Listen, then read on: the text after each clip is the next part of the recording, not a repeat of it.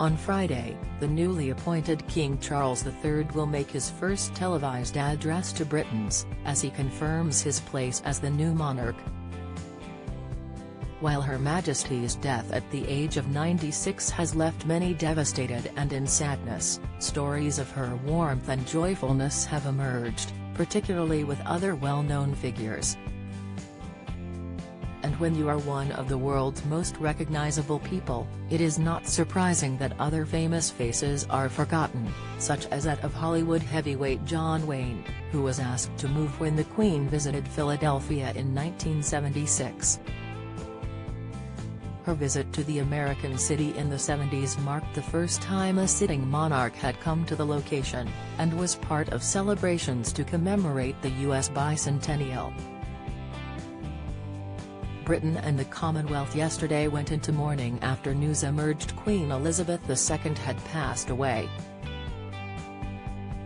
Her immediate family, including the likes of Prince Charles, Prince William, Prince Harry, and Princess Anne, gathered at Balmoral on Thursday, before confirmation of her passing was made public. It sparked an outpouring of grief across the world, with world leaders and influential figures all marking her death with messages of condolences, and recollections of time they spent together.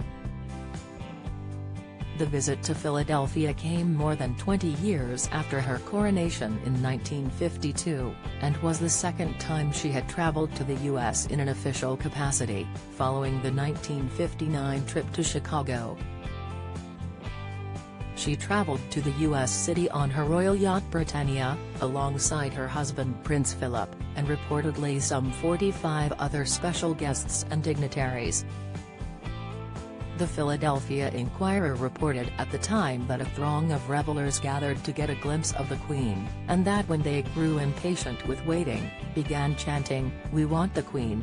It was even reported that 67-year-old man John Mary died of a heart attack waiting for her arrival. In one interaction during her trip, the Inquirer reported how the Queen capped her day in Philadelphia with a lavish dinner at the city's Museum of Art, where a supposed 300 guests gathered.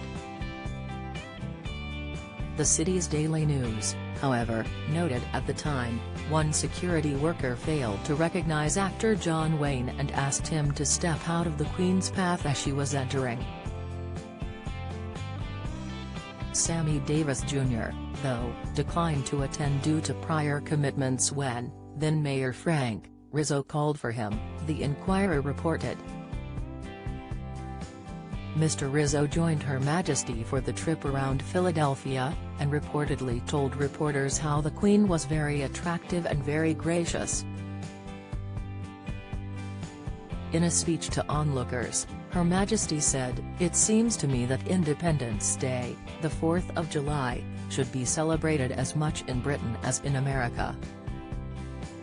Not in rejoicing at the separation of the American colonies from the British Crown, but in sincere gratitude to the founding fathers of the Great Republic for having taught Britain a very valuable lesson. We lost the American colonies because we lacked the statesmanship to know the right time and the manner of yielding what is impossible to keep." Another highlight of the trip was when the Queen gave the city another Liberty Bell, and she went home with a piece of the original.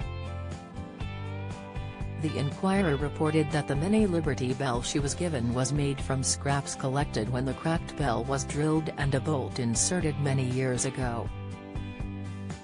The Queen reportedly said, "You know, this is one of the finest symbols of any country in the world.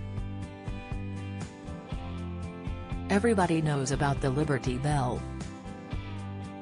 Her Majesty's death on September 8 will be marked on Friday with a minute's silence before King Charles III delivers a speech to the nation and Commonwealth.